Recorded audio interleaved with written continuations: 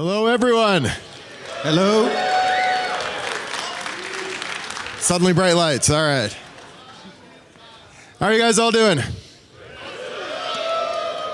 Have a good time at the pub crawl and assorted dinners and other random shenanigans last night?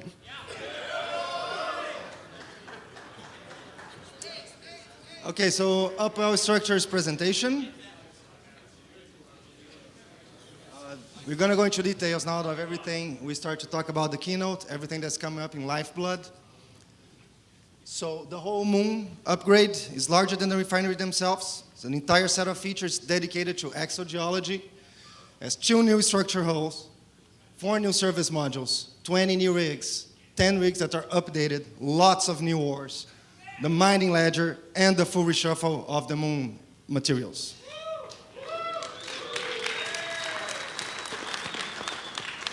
So let's go quickly. The Upwell has 2 new hulls. The medium is Athanor. The large one is the Tatara.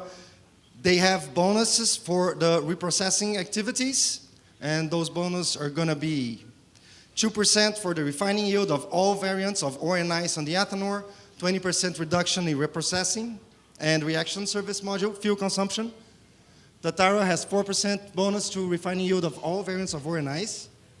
And it has also the increased bonus and also 25% in reaction job times. And at the same time as this release, we're toning down the strength of the rigs themselves for refining so that the Athanor will be slightly better than the best structure available right now, which is a rigged Citadel or engineering complex for refining, but only slightly better. And then the Tatara will be noticeably better than the best possible refining available in the game until now.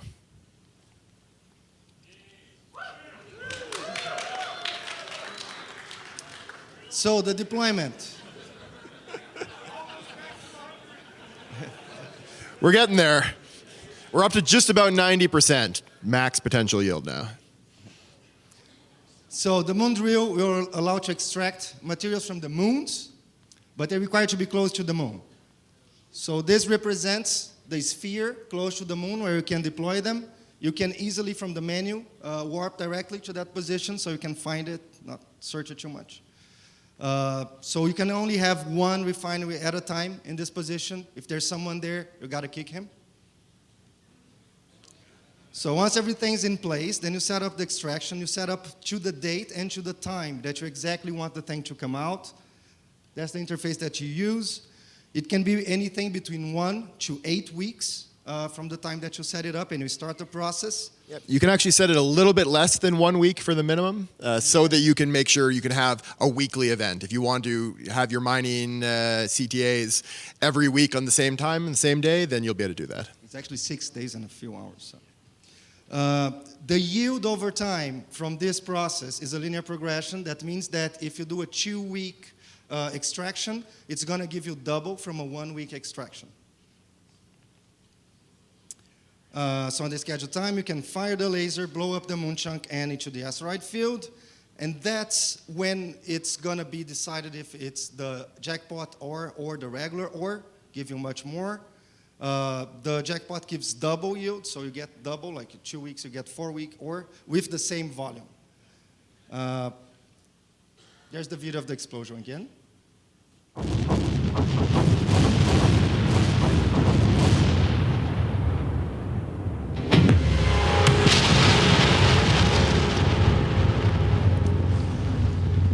So as we mentioned in the keynote, you're not going to be able to find out whether you've got a jackpot chunk until it explodes. You have to break open the piñata to find out what's inside of it. These jackpot explosions are going to be rare, but they're not going to be so rare that they'll be unheard of. We're not going to tell you the exact numbers, but you guys will figure it out in like 2 weeks or something. You'll have it all calculated somehow. But it's going to be rare enough that it's going to be a nice event when it happens. And these jackpot moon ores are by far, they're like 7 or 8 times more valuable than Crocite per M3. The jackpot ores are by far the highest value ore ever in EVE Online. And they look like that. So these are the 5 groups. Each one has 4 different types inside. We divided them in the ubiquitous on the right, common, uncommon, rare, and exceptional moon ore. Of course, it Goes for rarity and value. The top row is the regular, the cute ones, shiny ones, or the jackpot. They've also even got a different overview icon, so you can be very clear of what you're getting, the really valuable stuff. Yeah. And this is the table with the names. So we're adding 20 new types of moon ore. Each one of them has one primary moon material in them, matching up with all the existing moon materials. That's the match up there. And they all also have multiple secondary materials. So each moon ore contains one primary moon goo where the majority of its value comes from, but also some secondary moon goo and some secondary normal or minerals as well. So all of that will be able to refine into a whole bunch of valuable stuff. They will have a base type, a plus 15% variation, and the double variation, that's jackpot. And then we're also, with this release, adding a new plus 15 variation of all of the standard ores other than like the mission ores and mercoxite. So the main ores are all going to get a new special upgraded version. They may appear elsewhere eventually, but at first it's only going to be available for moons. So for the moon composition itself, each mineable moon is going to have an ore composition that's defined as percentages. So it'll always equal 100%. A moon might be 30% moon veldspar and 40% whatever, technetium, moon ore, and so on and so forth. But it'll always equal 100%, and that'll always match the output of what you get from the chunk. So the volume of what you get in the mining field will scale based on how long you've set the extraction for, and then the percentage of what that's made up of will match the moon composition exactly. So they have, each moon has at least 2 types of materials, usually more. And those can be a mix of moon goo ores and standard mineral ores. If any of you guys have explored on Singularity, you'll see a moon distribution that is not the final TQ distribution, but is somewhat like it. So you'll get an idea of what this is going to look like. Each moon has a mix of these ores. Some are going to be really valuable. You might have some moons that are mostly made up of really valuable ores and some moons that are mostly made up of weaker ores. Just like right now where some moons are not mineable and some are, there's going to be a wide variety of quality. So the new probing window, most of you know it from Singularity. The user experience has been very improved, we believe, we hope. We got the better feedback for the probe state, for the progress. And you can copy the results to the clipboard to facilitate mapping out the moons of any system or region. And we also improved the Tech2 survey probe log. Yeah, and these changes have actually been on TQ now for a couple of months in preparation for the Lifeblood release. And we've been getting great feedback about it. So big thanks to everyone who's been sending in bug reports, who's been letting us know things we could tweak, because we've actually improved it even more in the Lifeblood release. There's some of the some tweaks to the way the copy output works and things like that, a couple of bug fixes. And so it's been really great to get your feedback from the people testing it out on TQ and on Sissy before the release. All right, so one of the big parts of this expansion is that the entire moon distribution of Eve is getting reset. It's all randomized, but within a formula that controls it. For the first time, this is going to include the 0.4 low-sec systems, so they're going to be getting moons that are mineable just like everywhere else in low-sec. It also, I'm going to talk a little bit about the way the formula works. The formula is less complex than the old one that was used to distribute the original moons. The old one cared about a lot of factors. It cared about whether a system was in a dead end or along a path. It cared about security status, of course. It cared about distance, depth of nullsec. It cared about a lot of things. It also cared about geography for different types of ores. So as a lot of you will know, the R32 and R8s are regionally distributed right now. You'll tend to see them mostly in certain quadrants of the galaxy. The old formula, for anyone that's not familiar with it, actually, it's set up to care about proximity to certain pirate home regions. And that's the way it runs that distribution. We're going to be following something a little bit similar for the rare and common, which are the R32 and R8 ores. They're also going to be regionally distributed, and they're also going to be fitting roughly into the quadrants, but there will also be cases where they break the mold too. You'll be able to get some of the technetium ore in the south as well as in the north, but mostly it'll be in the north.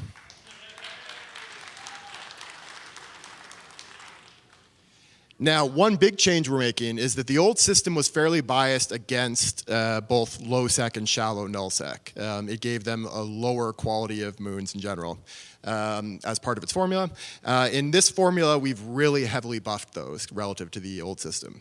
So if you're looking for moons in low sec and in shallow null sec, the null sec that's closer to Empire space, you're going to see a big improvement, we think, between what you had before and what you have under the new system. So the random seed, as we announced before, you must have got the mails because we started to get results. We are going to do a recap on the proposals that we got. So the Dune code. The Carl Sagan Cosmos one. The moon face.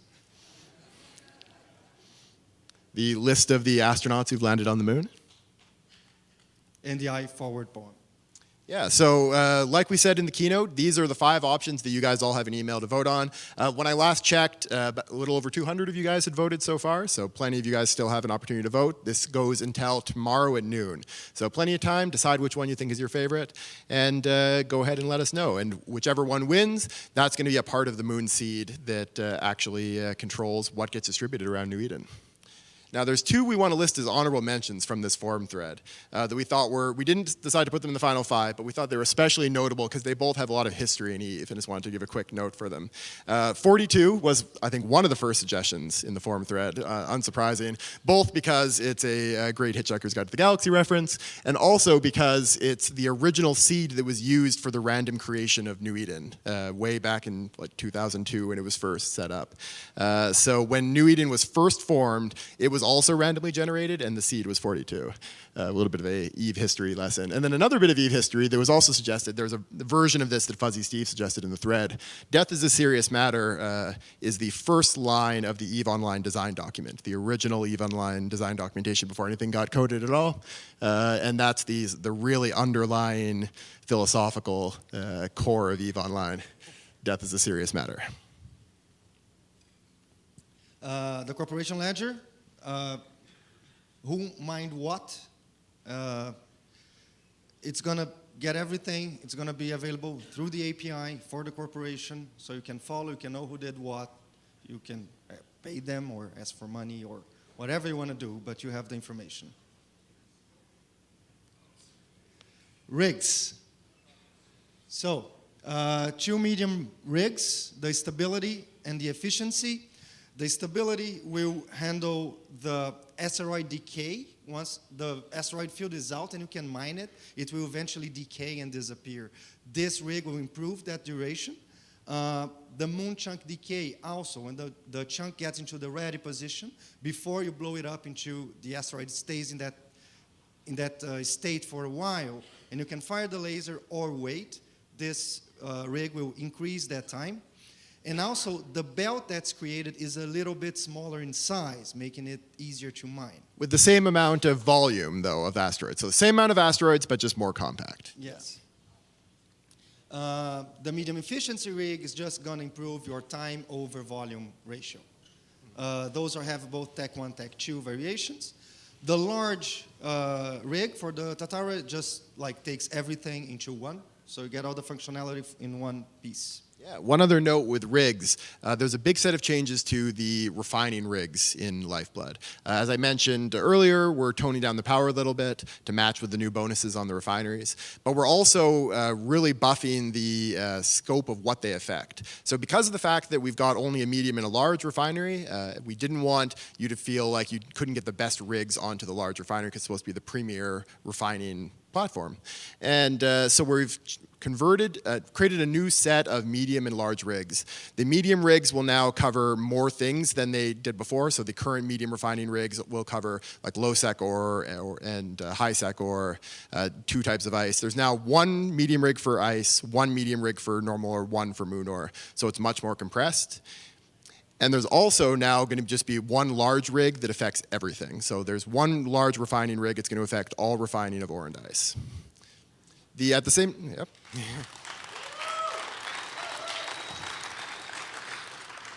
time, we're going to be reducing the cost of the XL rig. So if you do want to rig your XL Citadels or engineering complexes for refining, it is going to be actually the same cost and exactly the same bonuses as the large rig. So it's going to be by far the cheapest XL rig. And we're going to be converting all of these rigs over to new versions on patch day. So if you've got a medium or a large, or if you've got any of these refining rigs fitted, they will all be unfitted automatically so you don't lose them. They'll be put into the corp deliveries for the corporation that owns the structure in that structure. So they can be picked up by the people who have access to corp deliveries and either reinstalled or moved to a new structure. And we're also going to be converting them to the new types. And for anyone who has the XL rigs, they're going to get converted into multiple XL rigs so that you get the full benefit, the full cost value of what you had before, because the new ones are going to be a lot cheaper.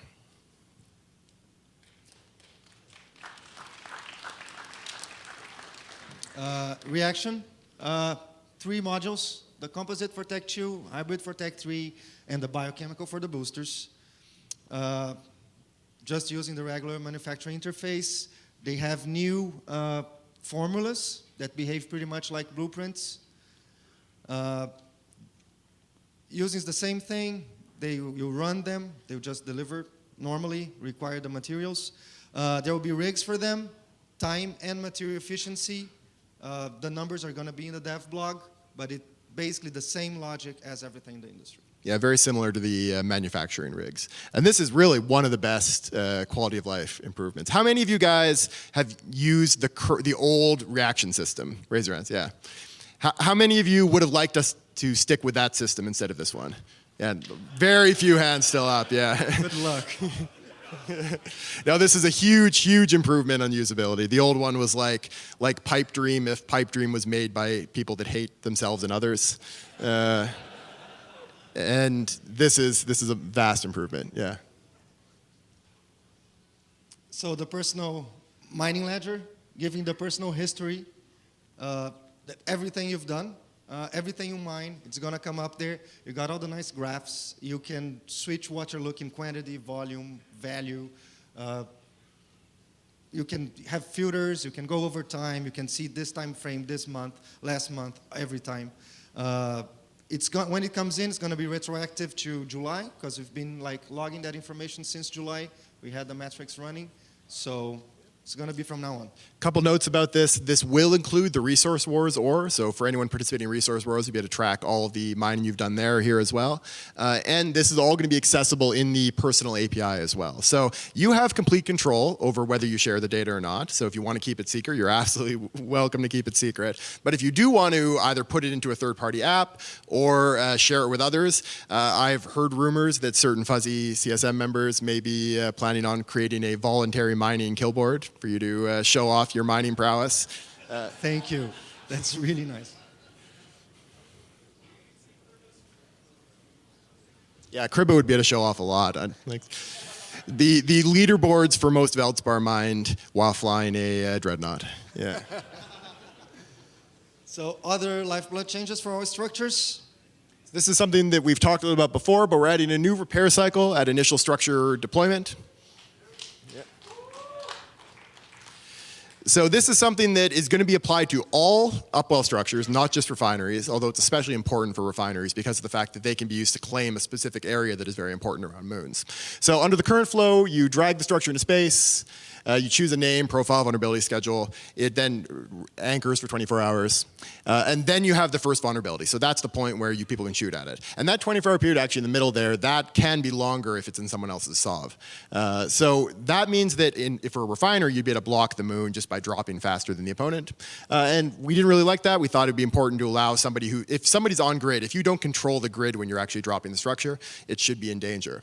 So under the new flow, it's very similar, except you drag it into space, you choose the name, profile, and then you get another vulnerability window right there. So people can shoot it, has to repair itself, then it anchors, then there's the same repair cycle that it's already had, and then it's online. So this extends the entire thing by up to 15 minutes, I guess a little bit longer if somebody pauses the cycle. It means that if you try to drop a structure, like Ninja drop a structure while there's a much bigger fleet than you there as of hostiles, then they can just shoot it and kill it and drop their own.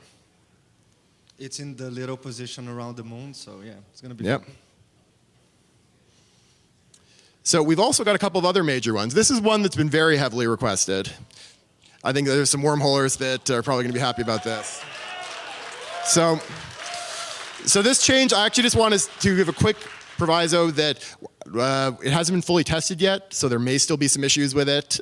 So we're aiming to get it into Lifeblood, but it might get delayed. But I'm pretty, I think there's a pretty good chance it'll make it in. But the idea here is the ability to eject a package ship right out of a either structure wreck, if it's a engineering complex that was building a capital ship and you had a capital ship drop out of it into the wreck, you'll be able to eject that into space. And then if it's a wormhole structure that has a package ship inside of it, the container that it ejects out, you'll be able to eject the ship from that as well. That's something you can already do for a assembled ship, but now we're adding the ability to do it for a package ship as well. We're also making the change that's going to make it a lot easier for when you're taking down structures. So at the moment, you bookmark a structure, and the bookmark is for that structure itself, for that anchored online structure. And if you take the structure down, then the bookmark stopped working once the structure is no longer anchored. And the current now it's going to gracefully handle it. It's going to let you warp to that same spot. But unfortunately, MC, we can't help you once you've scooped it. At that point, you're on your own.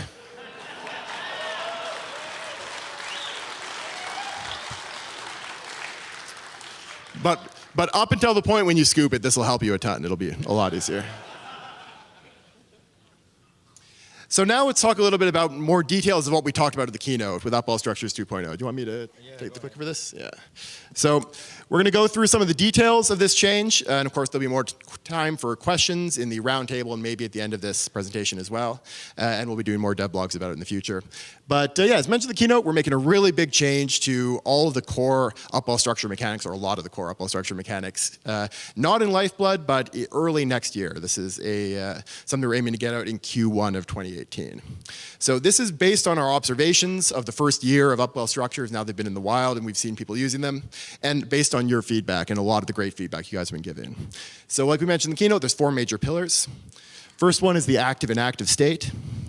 Any service module online will make the structure active. And this active state is directly connected to structure defensibility. The choice of having any service module work for this was done to make sure that a corporation that is using their structure normally, that has a refining service or a manufacturing service or a cloning service or a market service, that they're going to be able to keep using it without having to pay extra fuel on top of what they already pay, while it still ensures that dropping a completely inactive structure is a lot easier to kill. This is going to be connected to lower shield and armor resists, and they'll skip their armor reinforcement cycle if they're in an inactive state. In the current version, it is not going to be tied to tethering at all. There were some extra issues there. We thought about doing it, but one of the big downsides is that it would have made tethering stop working when you're in hull reinforcement, which is not something we wanted. And so we may add that in the future, but for this version at least, it's just going to be affected to the defenses of the structure itself. It'll make the structure easier to kill, but the structure will still work for tethering and docking and all that kind of stuff. We're also making a big change to the reinforcement system, basically throwing out the old one and replacing it. The goal of this is to find a good balance of the interests of the attackers and defenders, which is always a challenge with a system like this.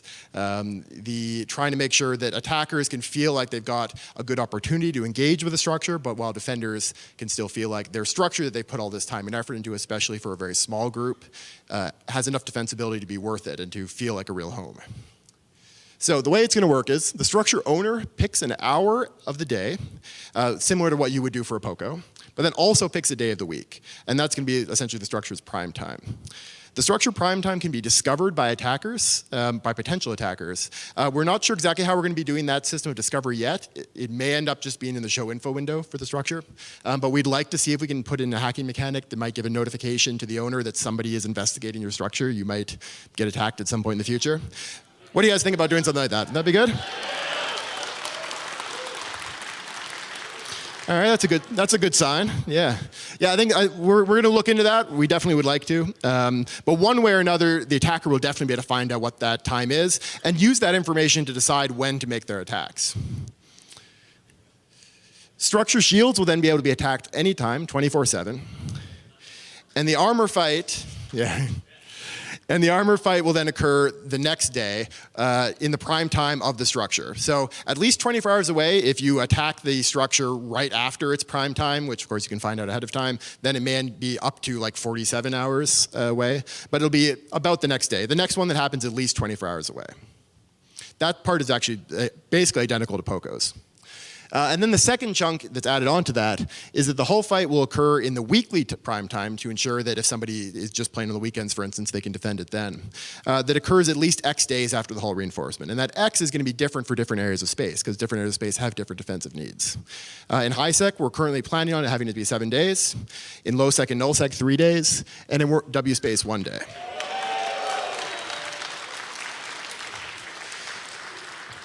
One very notable part of this is that this longer period here, this X period, when it's in hull reinforcement, is actually when it's in hull reinforcement, which means that all the service modules will be shut down at that point. So that does mean that although it may take a while to actually kill a high-sec market station, for instance, the market will be shut down in that period of time.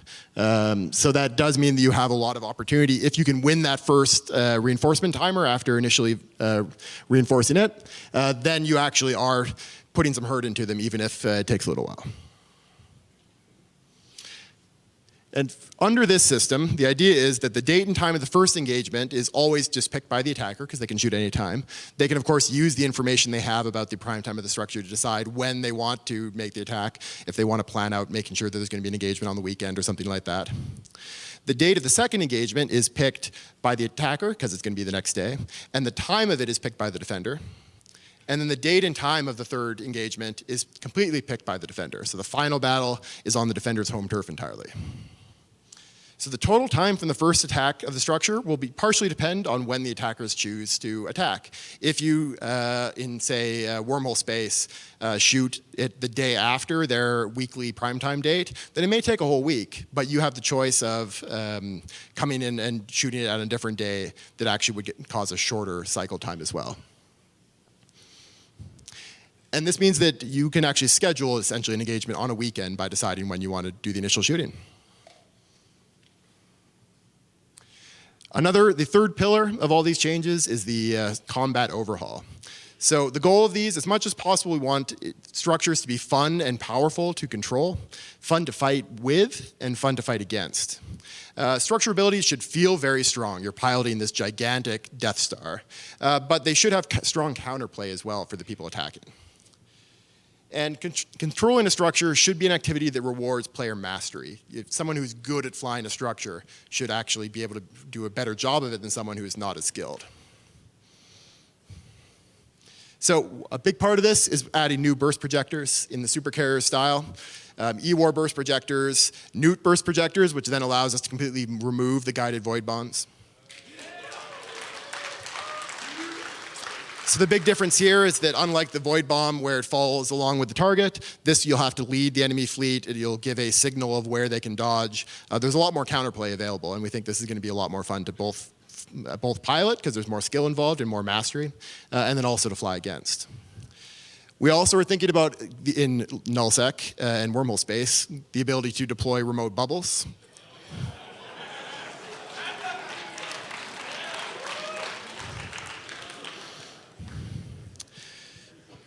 And all of these, yeah, like I said, require the structure pilot to lead the enemy fleet and allow the enemy fleet to dodge the attacks.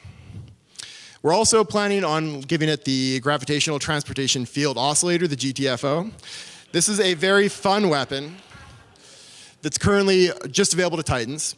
We've seen some people use it, especially in low-sec fights, and to some very good effect. It's not the most heavily used of the super weapons, though, and with the structure connection, a version that's on a structure, we can actually crank the power up a little bit, give it a bit of a faster read fire cycle, because of the fact that there's never going to be more than one on the grid you have to dodge.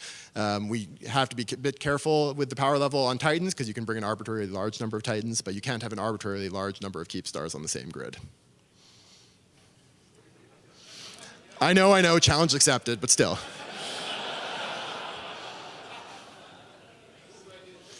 Yeah, some hard knocks people just got like, oh, wait, what? You can. I bet they can beat that. So we're also planning on adding a whole new set of structure fighters. One of the reasons that current fighters on structures are a little on the weak side is that they don't get bonuses, and there's a lot of technical back-end reasons for that. But we're going to do an end run around that entire problem by just creating a separate set of fighters for structures that can only be used by structures that have a lot of the same mechanics, but can be balanced separately. And these are going to provide structure operators with positional gameplay, which is something you obviously miss when you're flying a fixed mobile giant structure. The kind of things that you get as a pilot of a ship, where you can actually move around and use your location of your ship to your advantage. With fighters, you can do this as well. We're also planning a major overhaul of the structure combat modules, so revamp the structure tackle modules. At the moment, they're very strong. We're looking at potentially doing things like making them have a mandatory cooldown between cycles, so you can't keep somebody scrambled and perma-webbed without a defense fleet. We're interested in hearing what you guys think about ideas like that. We're also planning on adding Tech 2 structure modules, so a whole new set of upgrades for people to play with. And in the future we may be able to add things like faction ones as well. Yeah. Well, not yet there isn't, but some might be coming very soon. We'll see. Soon TM, yes. And then the fourth major pillar of this change is moon mining in W space and Highsec. I hear that got a really great reaction from the overflow room when we mentioned it at the keynote. This, of course, is the most requested feature we've had on this topic since we introduced the moon mining feature. Lots of wormholers and lots of Highsec people asking if they can participate in this gameplay because it sounded really cool. And we found that to be a pretty good sign. If people are asking to be able to participate with the gameplay, it probably means that there's some good gameplay to be found there. So we're going to be adding to all wormhole systems to start, and certain Highsec systems. So we're looking at doing it in 0.5 systems to begin. This is not going to be the moon goo ore, but it is going to be the plus 15% variations of standard ores. So these are going to be very valuable. This will mean there's going to be a lot of variety in quality of moons. So some moons, you might have a moon that's like all super Veldspar, which may not be super exciting, but you may have moons that are almost all ABCs in wormhole space and in Highsec. So this is going to provide people some opportunities to maybe get some higher quality mining in bursts in limited quantities than they would otherwise be able to get. Something that can be a bit exciting to get together with a group and do. The question came from the crowd there was, what about ice?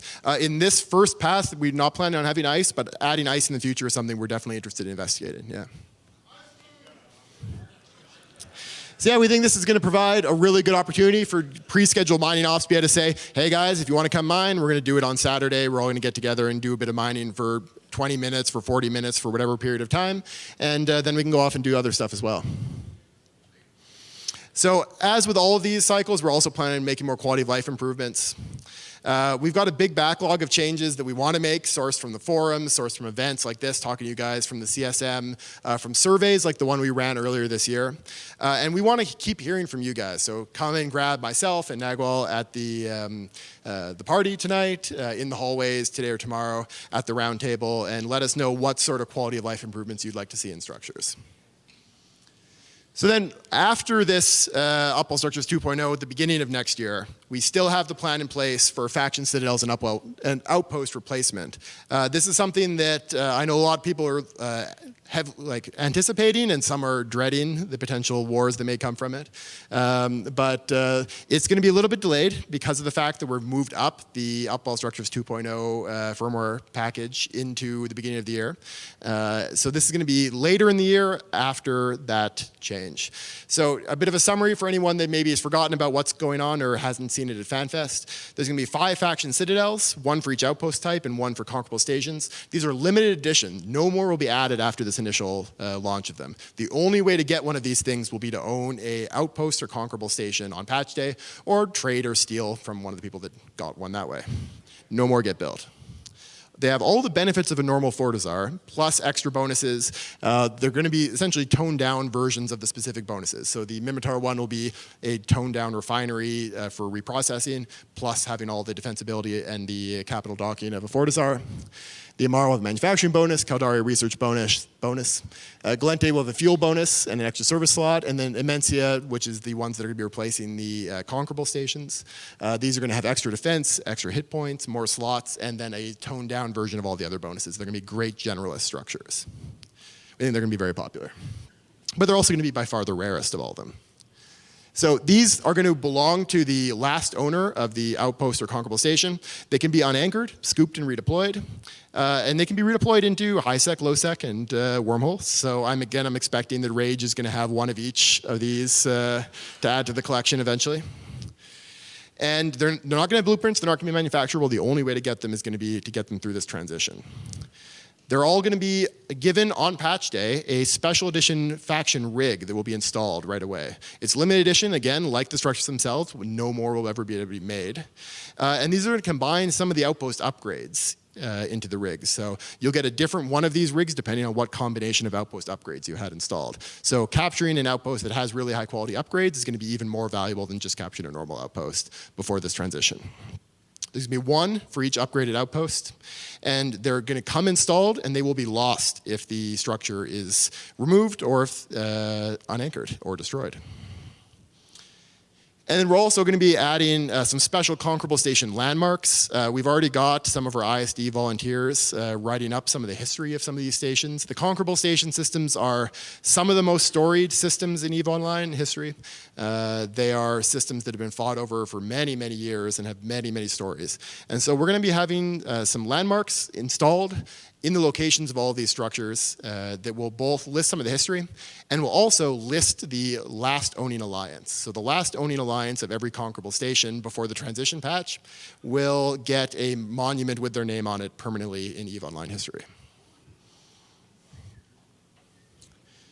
So this is going to be happening in 2018, sometime after the Upwell Structures 2.0 release. We're going to be letting you know a firmer date once we get a bit closer. So we'll give you enough time to get ready for it, but we're not quite ready to give you a date yet. These are, when they do appear, are going to be automatically anchored on patch day. Items are going to be transferred from the old stations over to them, which is, that's really the scary part from our end. This is going to be by far the largest patch day transition. We're going to be moving a lot of stuff. Unsurprisingly, like, there's a lot of stuff in a lot of these stations. That's one of the reasons we're pushing it back, so you can do it safely and don't lose anything. Yeah, if we like lost everything that's been in null from people that logged off years ago and just like accidentally misplace it, that would be bad. So we're going to try not to do that. Annoying. If VFK just like everything disappeared, that would, yeah. It's a good sync though. Yeah, it would be a good sync, yeah.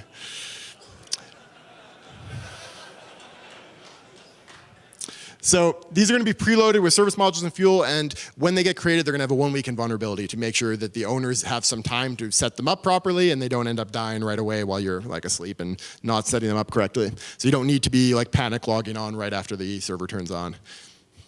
Although you're welcome to. Yeah, it'll be a long downtime too, because we're moving a lot of stuff from place to place. So that's going to be a downtime that's going to make some of our server people wince. So they're going to have service modules that match a lot of the services that the structures had before, that the Outpost had before. So that's the faction Citadel update. I want to talk a little bit now about the overall long-term structure roadmap. So actually look back to this slide. So this is something very similar to what CCP Ytterbium showed everyone at FanFest in, I believe, 2014. It was a long time ago, as the long-term structure visions. This was before Citadels even had a name. This was before any of these features had been actually developed, but the long-term vision was being laid out. And we're still moving through a lot of this long-term vision now and continuing to make progress with it. So you can see these are the areas that were discussed originally in this first FanFest presentation. And we discussed at that time that this was going to be a very long-term plan. And also that a lot of stuff can change, of course, as we move forward with it. And a lot of stuff did change. So what was the office and market hub eventually became Citadels, that you all know and love. The assembly array and research lab were combined into engineering complexes. And now what was the drilling platform is Refineries, ready to launch in just a couple of weeks. So we're making our way through this plan. And I want to talk a little bit about what we are planning for the moderate term future. The moderate term, yeah. Some of the stuff that is a bit further along, a bit further down the line than the faction Citadels, but we're interested in continuing to add more structures. This is something that we think is a real foundational aspect of EVE Online is structure gameplay as a whole. So we're both going to be improving existing structures and adding new ones as we go forward. So now, of course, we've got these first 3 sets. One of the next major ones is going to be Stargates.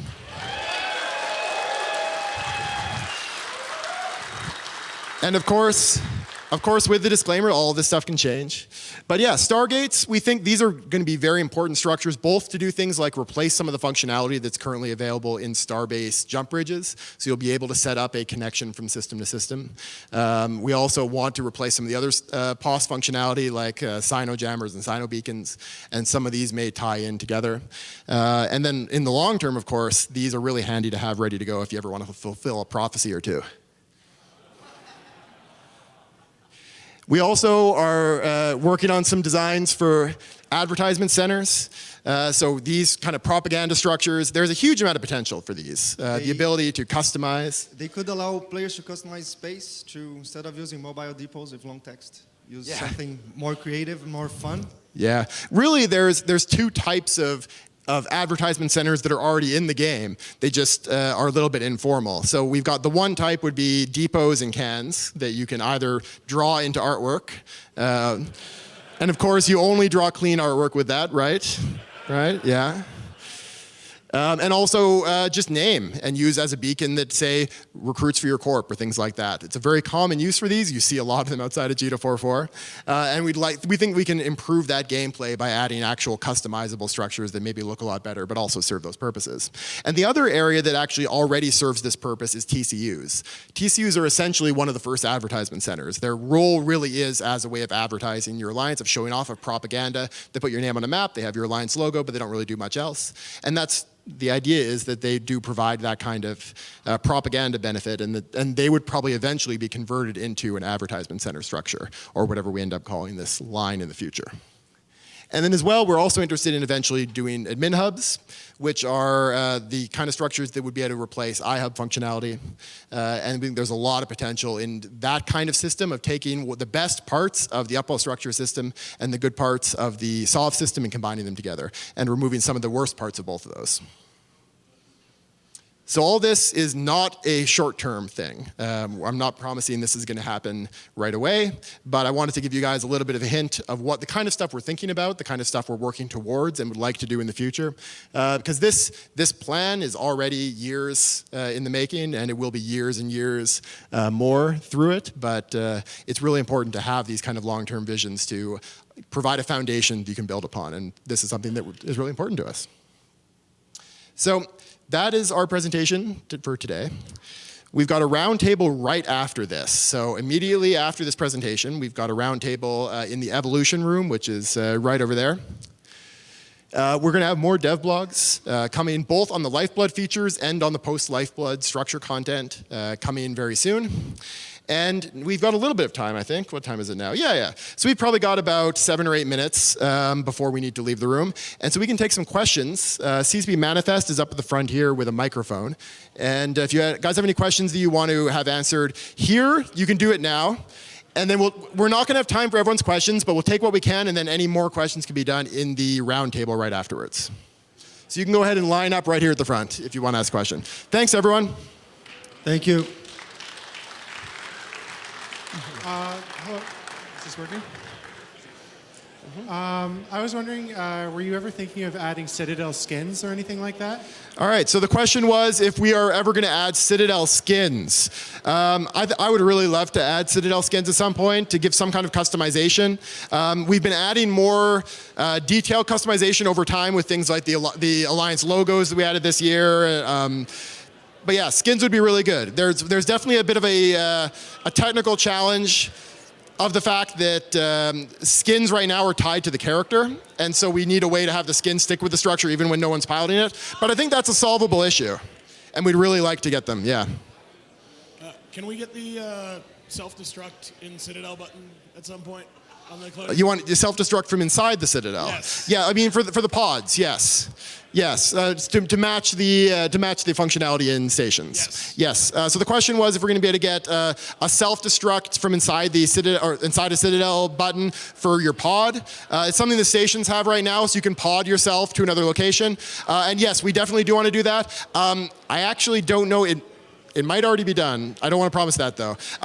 We've been looking at it. We've got a defect on it that I know that some members of our team have been looking at, and it may come soon. I can't promise that for sure, but yeah, we definitely want to change that. Yes.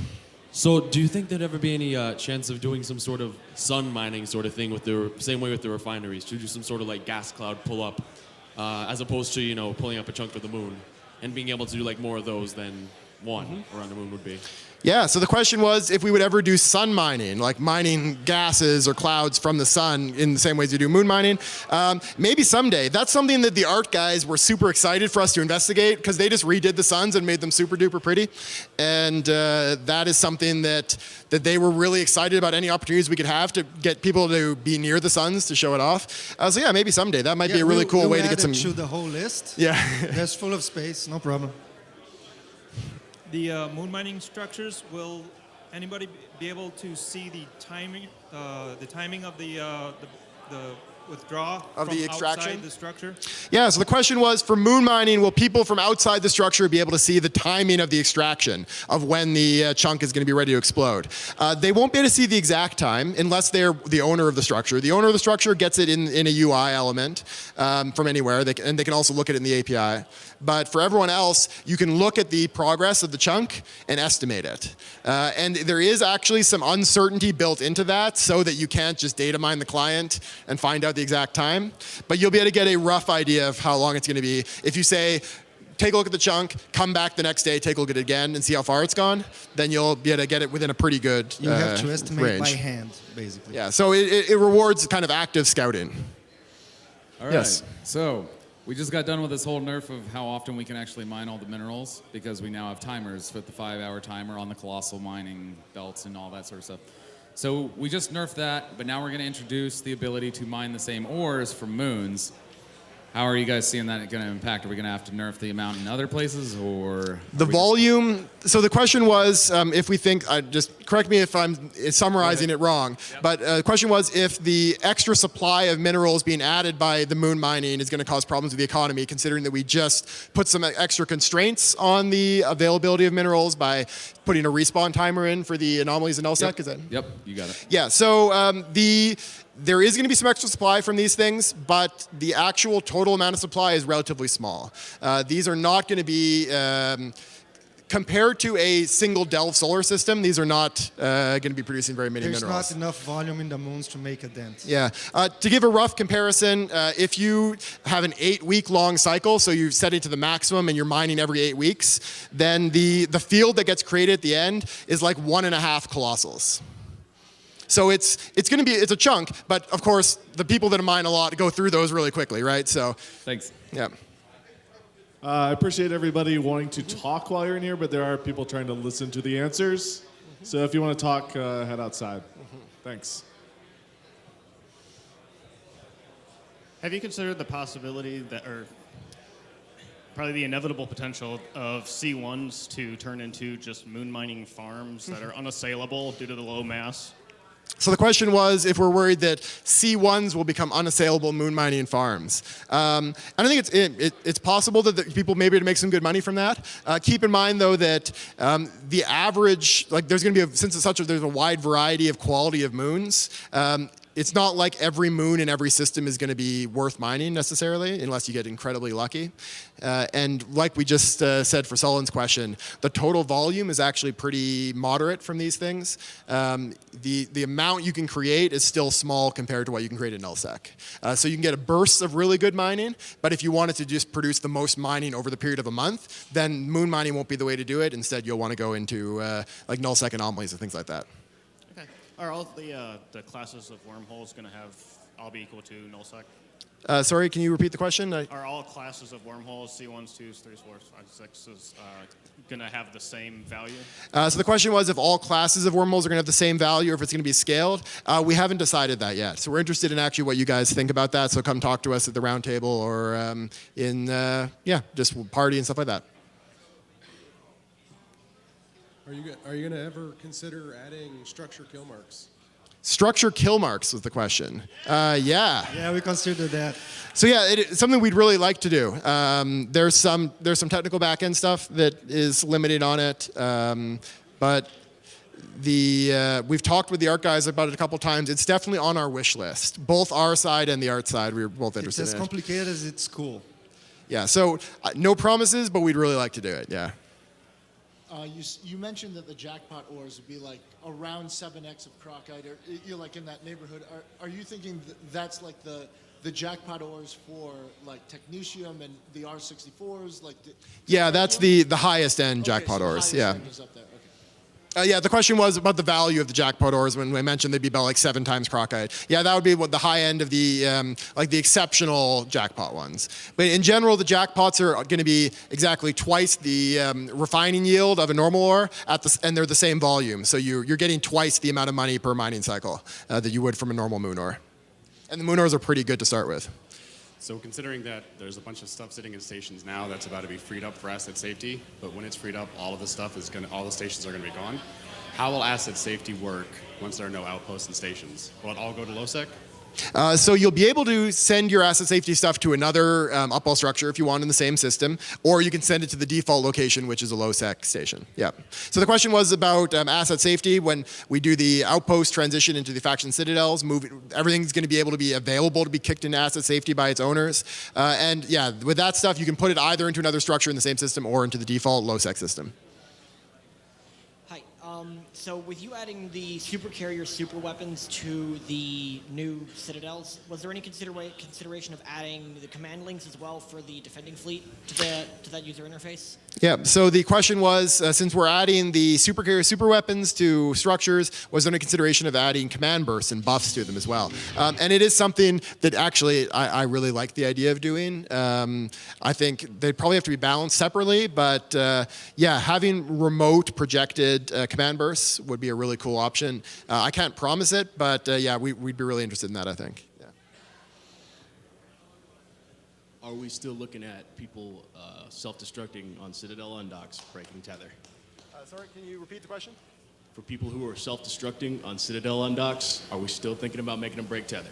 Yes, so the question was, for self-destructing while you're tethered, are we planning on making them break tether when you self-destruct or blocking you from self-destructing when you tether? Yes, we would like to make that change. It's something that I know it got promised by the original team that was working on Citadels and then fell through the cracks. It's been on our list of stuff we'd like to do in the future, yeah. Hi, so Keepstars, we have like fleets for Sinos in every Keepstar. So in Keepstars, can we have like Sino modules or something like that? So I'm just making sure I heard the question right. You're asking if we can put a Sino module so that a Keepstar can light a Sino or something like that? Yeah, because right now some big alliances, they have like a dedicated alt just for that. I think we would like to get functionality that replaces, the question was, yeah, if we're going to be able to add Sinos that can be attached to Keepstars or other structures. We definitely want to replace the functionality of Sino beacons, and that may take the form of a structure module or may take the form of a separate structure, but one way or another, we'd like to replace that functionality with new structures, yeah. Thanks. That's it. That's all the time we have, but everyone who still has questions, we've got the roundtable right after this. Bye, everyone. Thank you very much.